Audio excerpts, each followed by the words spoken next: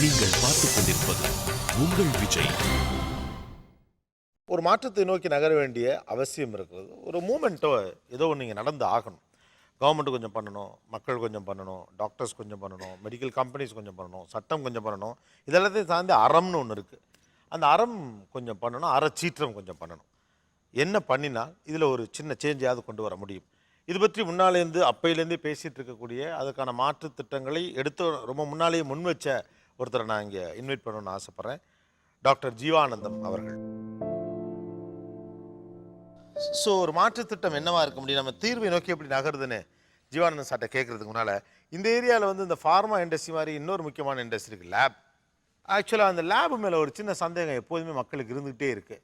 நம்ம ஊர்ல இருக்கிற லேபுகள்ல ஒவ்வொன்றிலும் ஒவ்வொரு மாதிரியான ரேட் இருக்குங்கிறது ஒரு பொதுவான குற்றச்சாட்டு. அதை தெரிஞ்சுக்கிறதுக்காக நம்ம டீம் சில ஸ்கேன் சென்டருக்கு போனாங்க. இந்த சின்ன சந்துல பெயர் பலகை கிழிந்த நிலையில இருக்கிற இந்த லேப்ல சுகருக்கான பிளட் டெஸ்ட் எடுக்க 50 ரூபாய்னு சொன்னாங்க. அடுத்ததா நடுத்தர மக்கள் வசிக்கக்கூடிய பகுதியில கலர்ஃபுல்லான பேனர்களோட இருக்கிற இந்த ஸ்கேன் சென்டருக்கு போனப்போ அதே டெஸ்டுக்கு இவங்க 150 ரூபாய்னு சொன்னாங்க. 3 மடங்கு விலை அதிகமா இருக்குதுன்னு யோசிச்சுக்கிட்டே விலையுயர்ந்த கார்கள் வந்து போயிட்டு இருக்கிற இந்த பகுதிக்கு வந்தோம். சிசிடிவி கேமரா, ஏர் கண்டிஷனர் எல்லாம் பொருத்தப்பட்டு கண்ணாடி அறைகளாலான இந்த லேப்ல அதே டெஸ்ட் எடுக்க இவங்க 500 ரூபாய்க்கு மேல சொன்னாங்க. ஒரே டெஸ்ட் எடுக்க 10 மடங்கு விலை அதிகமா இருக்கிறத பார்த்த நமக்கு அதிர்ச்சியா இருந்தது.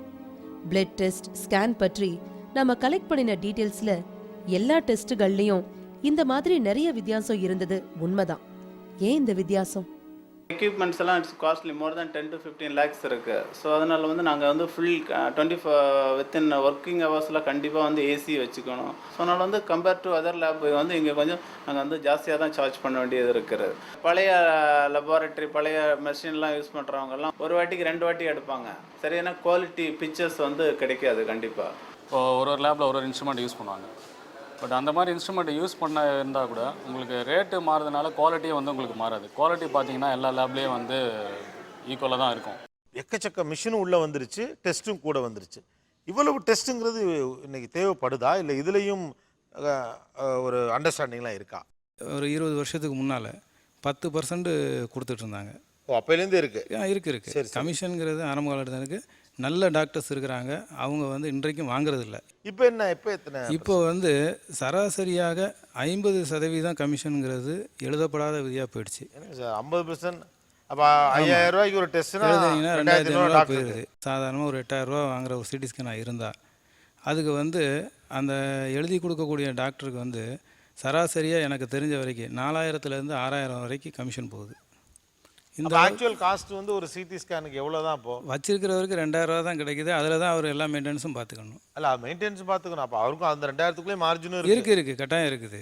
எனக்கு தெரிஞ்ச நண்பர் ஒருத்தர் மதுரையில் லேப் வச்சுருந்தார். அவர்கிட்ட வந்து ஒரு டாக்டர் எழுதின ப்ரிஸ்கிரிப்ஷன் வரும்போது அதில் 2 இங்க் இருக்குது. அதில் ஒரு இங்க் இருந்தால் அதை பண்ணணும், ஒரு இங்க் இருந்தால் பண்ண வேண்டாங்கிறது அவர் சொன்ன தகவல் எனக்கு. ஸோ இந்த மாதிரியும் நடக்குது. அதாவது எழுதி கொடுத்துருவாங்க, ஆமாம், ஆனால் நீ பண்ண வேண்டாம்ப்பான்னு அர்த்தம், பண்ண மாதிரி சொல்லிடுவாங்க. ஆமாம், இப்படி இல்லாமாங்க. இவர் சொன்ன டெஸ்ட்டுக்கு பேர் ஜிங்க் டெஸ்ட். ஜிங்க் டெஸ்ட்னா அந்த பிளட் சாம்பிள் வருதுல்ல, அது அப்படியே ஜிங்கில் போட்டு கழுவி விட்டுடணும். டெஸ்ட்டே எடுக்க வேண்டாம். அப்படி ஒரு பேரே இருக்குது. டாக்டரை எழுதுவார், ஆனால் எடுக்க வேண்டாம். தேங்க்யூ. ஓப்பனாக சில உண்மைகளை நீங்கள் நான் வந்து என்கிட்ட கேட்கும்போதே நான் சொன்னேன், எனக்கு இந்த நிகழ்ச்சிக்கு வரும்போதே என்னுடைய நண்பர்கள் இந்த தொழிலில் இருக்கிறவங்க நிறைய பேர் என்கிட்ட சொன்னது என்னென்னு கேட்டிங்கன்னா, நீங்கள் போய் சொல்கிற கருத்துனால உங்கள் தொழில் பாதிக்கப்படும் அப்படின்னாங்க. நல்லா வச்சுருக்கிறேன். அப்போ நான் தைரியமாக சொல்லிட்டு தான் வந்தேன். அதாவது ஒரு விஷயத்த சொல்கிறதுனால என் தொழில் பாதிக்கப்பட்டாலும் பரவாயில்ல, நான் தைரியமாக சொல்கிறேன்னு சொல்லிட்டு தான் வந்தேன். சூப்பர். இல்லை, இப்படியான ஆட்கள் தாங்க வேணும். நான் இப்போ உங்களை நான் வந்து பார்ட்டிசிபெண்ட் இல்லை, கான்ட்ரிபியூட்டராக பார்க்குறேன். நீங்கள் எங்கே லேப் வச்சுருக்கீங்க? உங்கள் லேபுக்கு தாங்க வரணும். நான் டி நகரில் லேப் வச்சுருக்கிறேன் சார். வணக்கம் 108.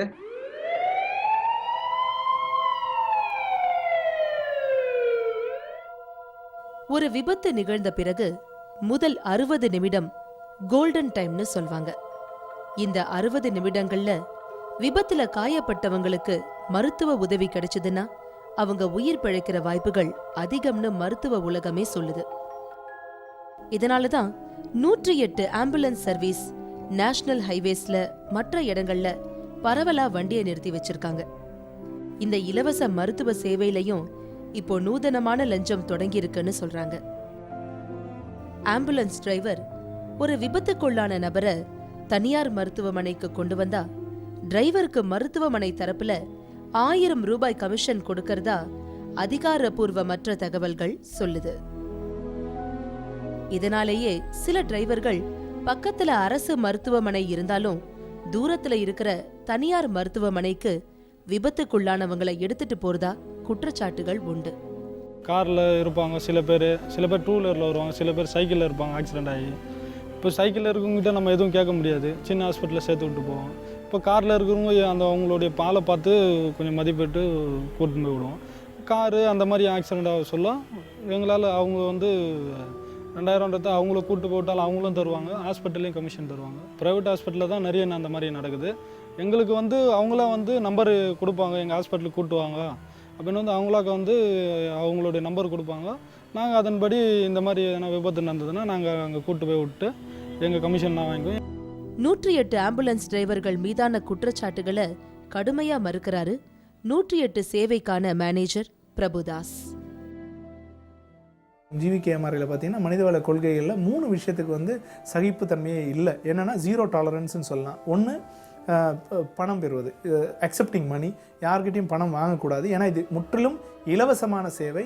இந்த மாதிரி ஒரு சோஷியல் இன்ட்ரெஸ்ட் இருக்கக்கூடிய ஒரு ஷோக்கு, சமூகத்துக்கு தேவையான ஒரு விஷயத்தை பண்ணுறதுக்காக எங்களை சப்போர்ட் பண்ணுற main sponsors Poorvika, powered by Mallis constructions and co-presented by NTL call taxi, எல்லாருக்கும் தேங்க் பண்ணுறோம்.